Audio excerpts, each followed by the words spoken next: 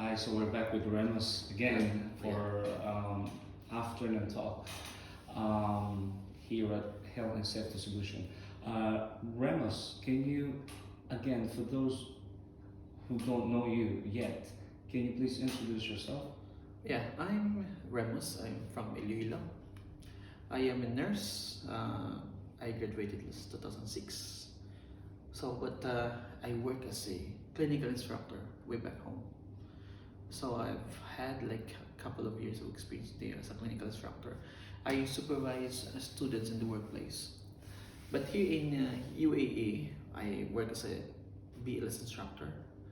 I deliver training for medical professionals, nurses, doctors, dentists who needs a continuing medical points for to renew their license. So I deliver training like that. I also deliver training for all sectors. It's really mostly all sectors. Not only here in UAE, but I travel to Kuwait, to Jordan, to Saudi, Bahrain, any GCC. Because what we do is we deliver the international training for that one. Okay, so aside from that, I work also as before I train cabin crew pilots. So I was a GCA instructor, General Civil Aviation Authority instructor here in UAE. Yeah. Wow, it's a great experience, and we love to hear tips from you, Remus.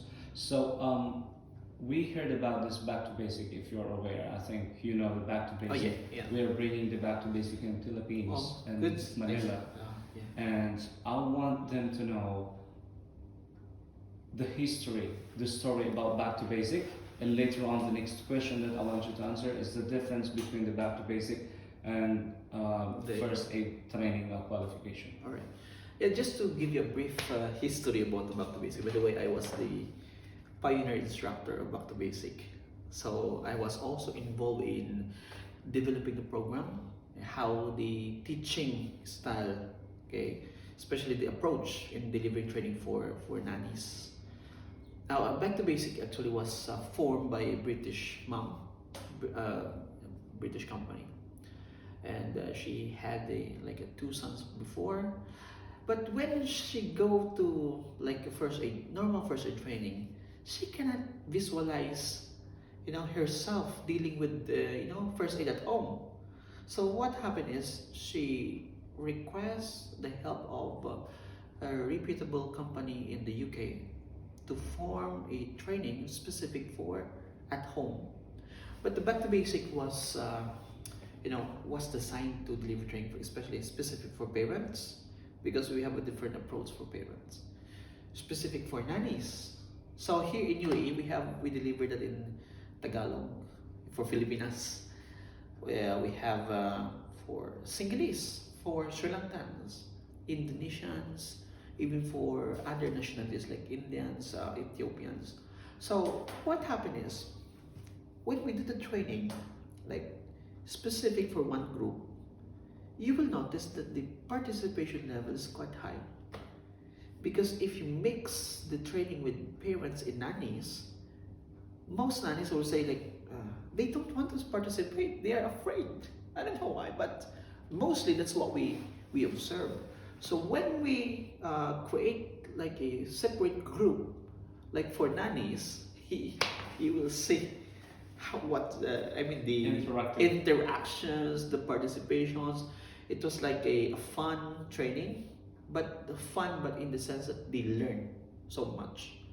Yeah, that's the back to basics. So it started from, actually the program was really pushed 2011. Yeah, so. What is the difference between the back to basic and the first aid training? Because the Back to Basic actually was really designed for for community, for parents, for caregivers, for nannies to deal with emergency at home. So the first part actually is not only first aid, but we also incorporate the home safety. Because the most important, because first aid is reactive part. It means something happens, you have to do it. You have to do something.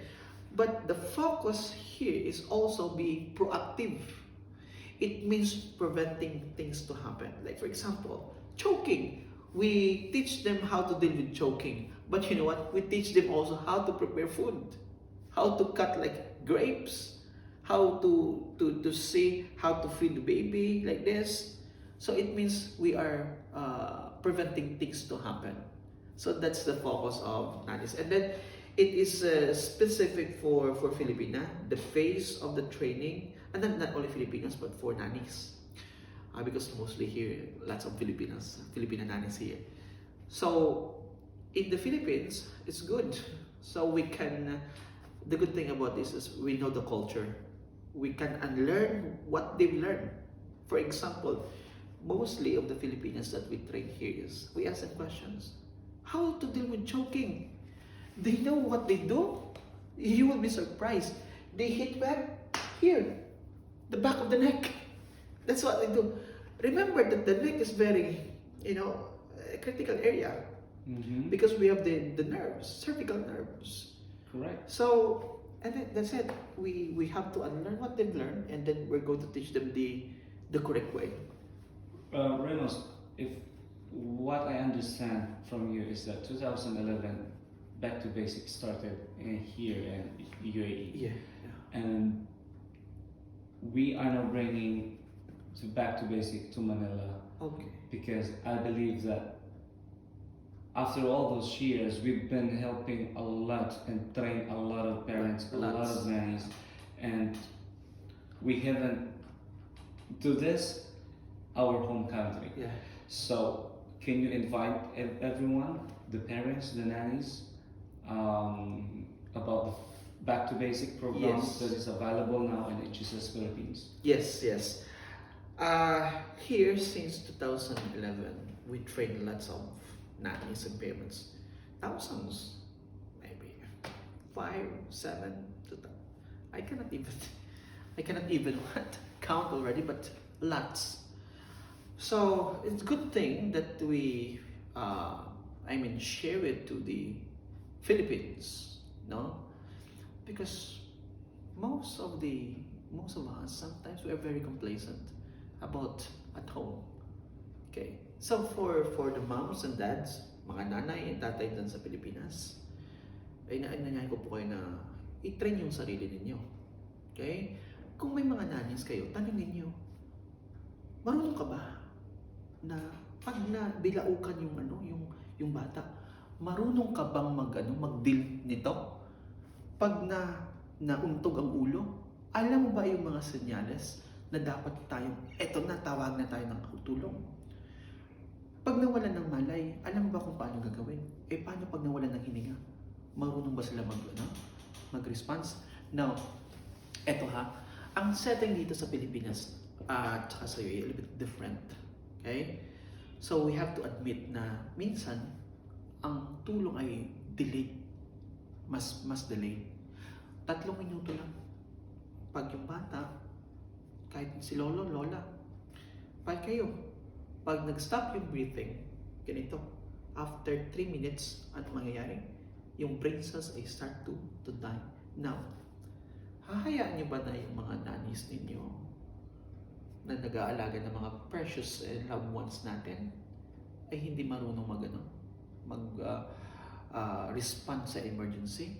So, now we have the responsibility to ensure na yung mga chikiting natin, yung mga precious ones natin ay may karampatang tawag ito, yung mga caregiver nila, yung mga nannies nila ay handa in case of emergency. Lalo na kayo, nasa trabaho. So, isa rin to is na magiging, tawag ito, yung magiging panatag yung loob ninyo.